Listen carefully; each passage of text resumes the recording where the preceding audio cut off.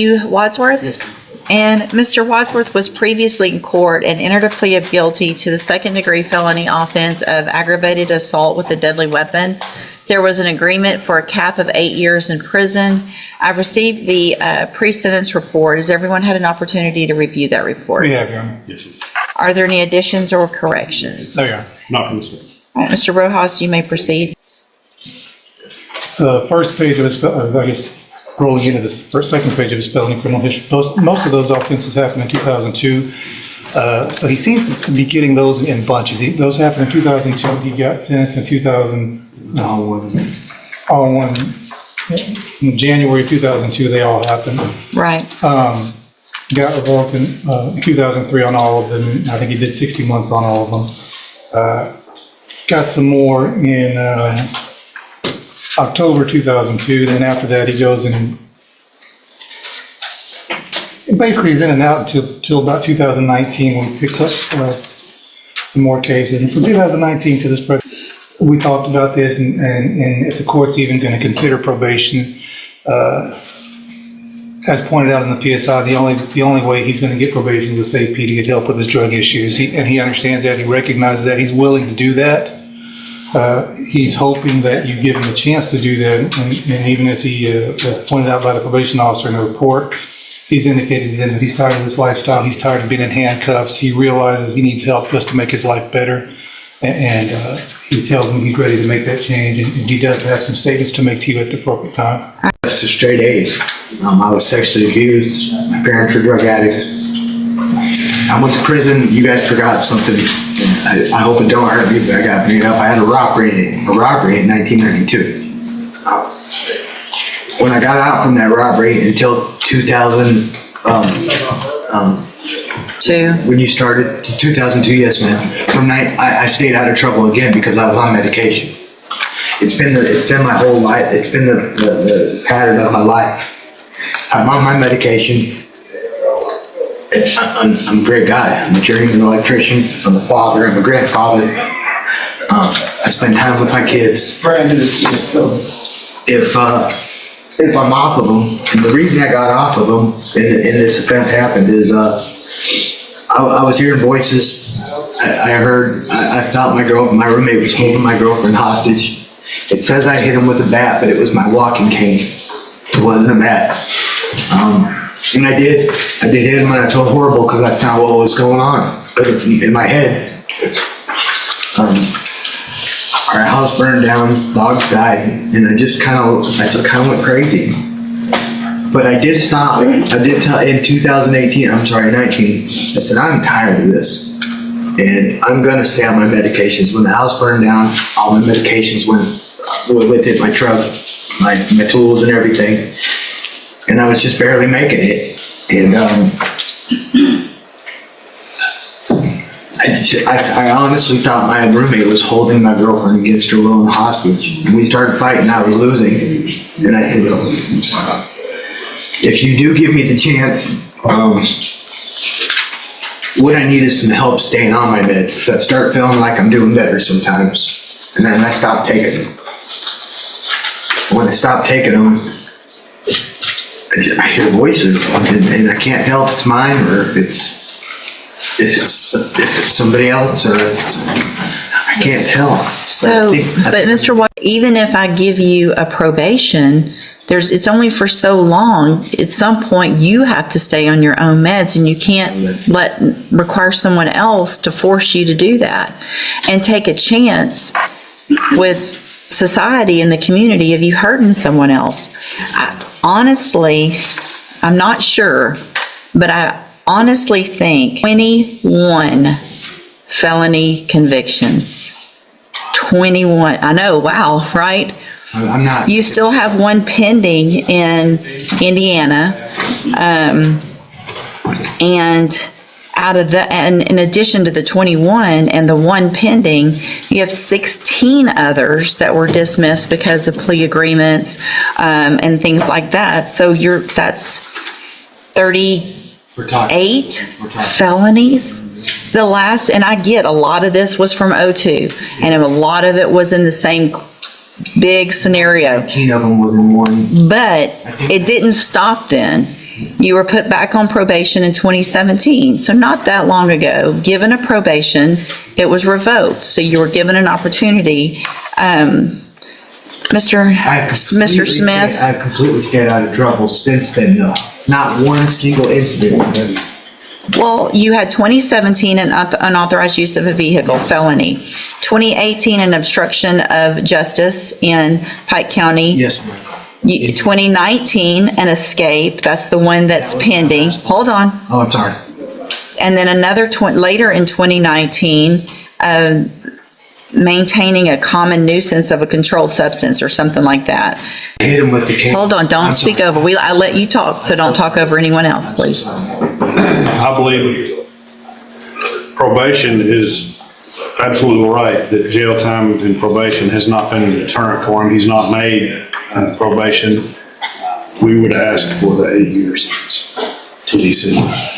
Mr. Wadsworth, again, like I stated before, to Mr. Rojas, the fact that he was able to negotiate for you a cap of 8 years on a second-degree felony with your criminal history, there's part of me today that was considering not even accepting this plea agreement.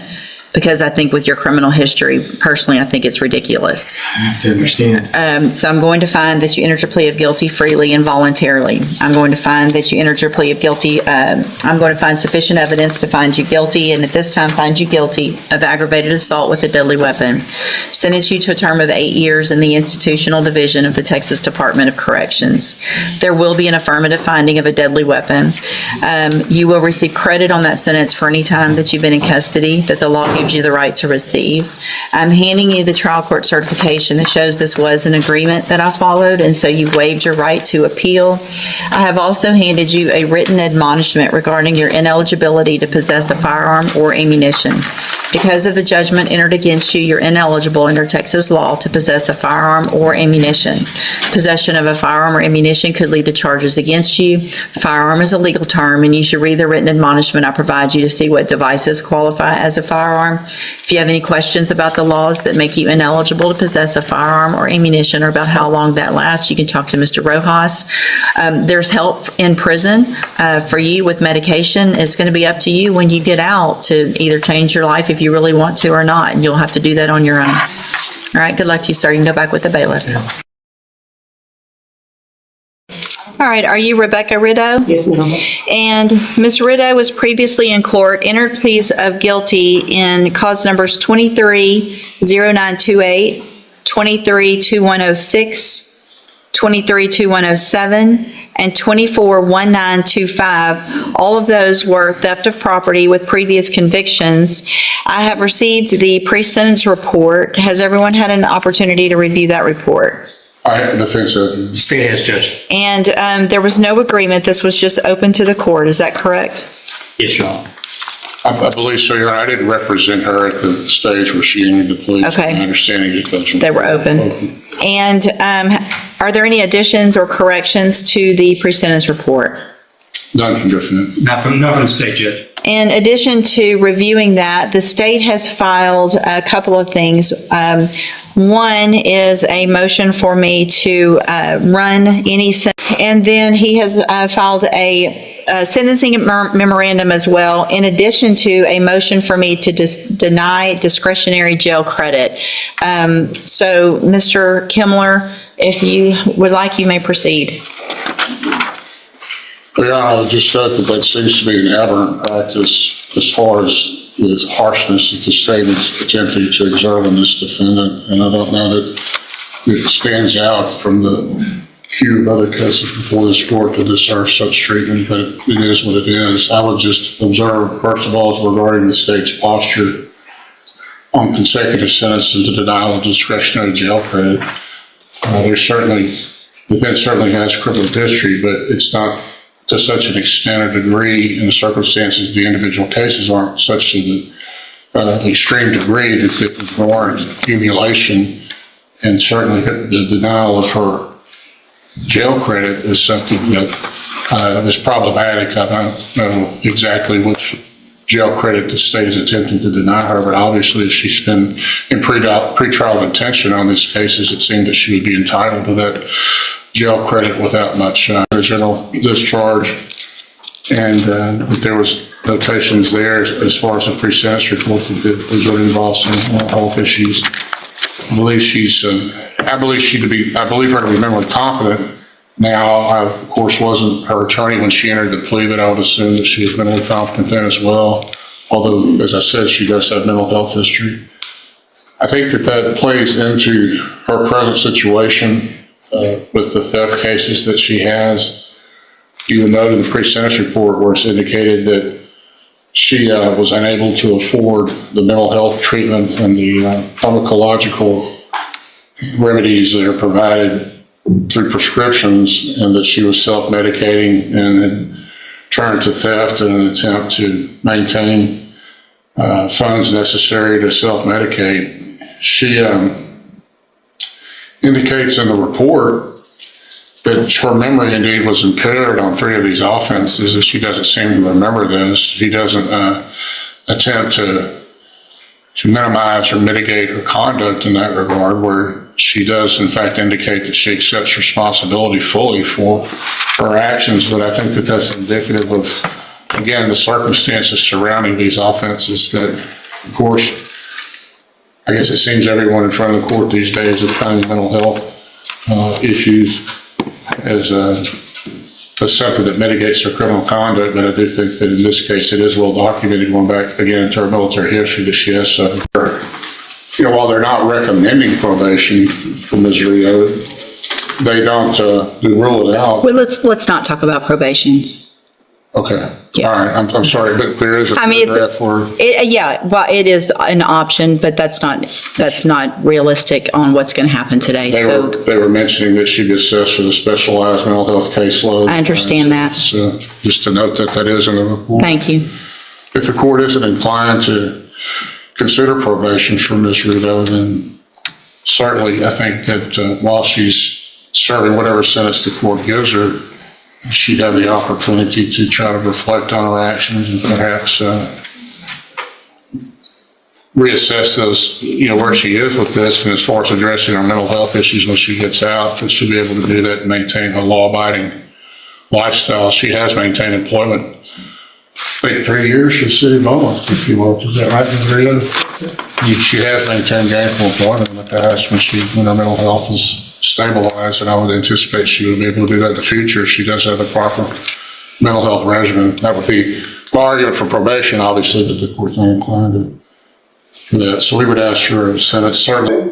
Then my mom got to take care of. I'm just tired. I want the opportunity to get my life together. I'm tired of this. I'm tired of this. I missed my daughter's graduation. She spoke anyways, but graduation, I was not there. I'm tired. My baby asked me why I'm the only mom. I'm not at mom's and muffins. That is embarrassing for my kids. I'm doing for my kids. That's what a chance to do for me.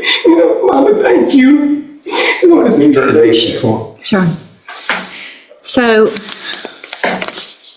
there was a robbery that you got some time for in 21, and then you're here now on 4 more theft cases. And so, I mean, it's unfortunate and it's sad for your family, but no one put you here but yourself. Mr.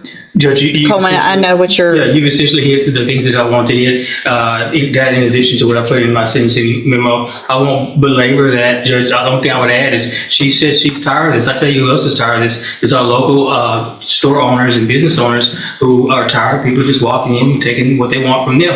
She stole from a sporting goods store, from JCPenney, from another clothing store on a couple of occasions. They're tired of it too. They're the same old song, just different defendant. I apologize, give me another chance, I've got all these issues. In fact, I go one step further than the same old song. It's the greatest hits, Judge. It's what you hear time and time again, and I'm sure she said it back then, but I can't give the max and do that. that's my understanding. That's your understanding. Yes, that's it in a nutshell, Judge.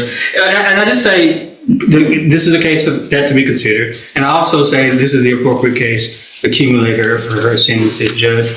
She needs, in my opinion, some stronger medicine than what she's received in the past in order to impress upon her the fact that she needs to stop engaging in this kind of behavior, Judge. Thanks. The judge's response is fascinating here. He doesn't fully agree with the prosecution, but he doesn't reject the logic either. And then he gives a chilling warning: if she comes back again for theft, the punishment next time could be much harsher. That's all I have. Thank you. I would just argue from the standpoint of equal protection as far as the other defendants listed. Well, so here's, speak up so she can hear. I would argue from the standpoint of equal protection of laws, Your Honor, what distinguishes her from the other defendants that have been before this court who are similarly situated with similar criminal histories? Well, here's where, I'm sorry. here's where I am on this. I don't disagree with Mr. Coleman. I appreciate that he's gone out and tried to figure out some stronger things to do on some of these cases where we are stuck with state jail felonies. I've been very frustrated with that in the past. I don't know that this is the one to start with either necessarily, but it's not going to be out of the realm of possibility, depending on someone's criminal history, what their prior sentences were, and I don't fully disagree that this isn't one of them. I'm not going to do that this time, but I do appreciate the thought that went into this and don't necessarily disagree that there's going to be a time that this might happen, including to you if you continue to do what you've been doing for your whole life. Because if you're back in here after today on a theft, I can assure you that Mr. Coleman will remind me what he asked me to do that I didn't do. And I will on that. Do you understand? So if you want to be there for your kids, then you got to figure out something other than stealing. I'm going to find in all of your cases that you entered your pleas of guilty freely and voluntarily. In cause number 23, DCCR 0928, find you guilty of the state jail felony of theft of property. Sentence you to a term of 24 months in the state jail prison. You will receive credit on that sentence for any time that you've been in custody that the law gives you the right to receive.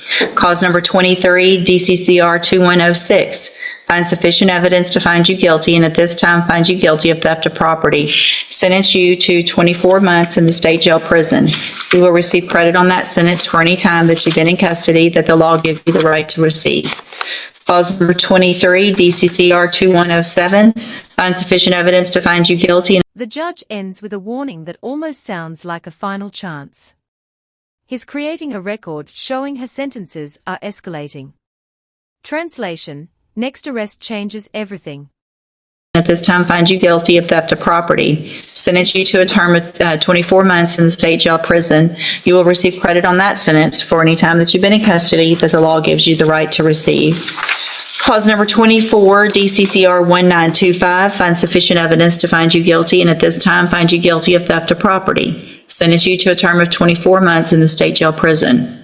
You will also receive credit on that sentence for any time that you've been in custody that the law gives you the right to receive. These cases, I am going to run them concurrently, which means together at the same time. Part of the reason I did the 24 months is because I'm going to see that when you come back, that this is the max on a state jail felony you can get. So next time, whoever's here, if it's me or someone else, is going to see that you have progressively gotten worse, your sentences have gotten worse, and when someone like Mr. Coleman files something asking that these run consecutive or that we deny credit, that's likely to happen. I'm handing you in all four of your cases the trial court certifications. These show that these were not agreements, and so you have not waived your right to appeal. You can talk to Mr. Kimler about that. I have also handed you a written admonishment regarding your ineligibility to possess a firearm or ammunition. Because of the judgments entered against you, possession of a firearm or ammunition could lead to charges against you. Firearm is a legal term, and you should read the written admonishment I provide you to see what devices qualify as a firearm. If you have questions about the laws that make you ineligible to possess a firearm or ammunition or about how long that lasts, you can talk to Mr. Kimler. Good luck to you, ma'am. You can go back with the bailiff. But the prosecution isn't buying the sympathy angle. Listen to this carefully. They say store owners are exhausted by repeat offenders walking in and stealing repeatedly. And then comes the line, it's the greatest hits. Cold. Direct. Memorable.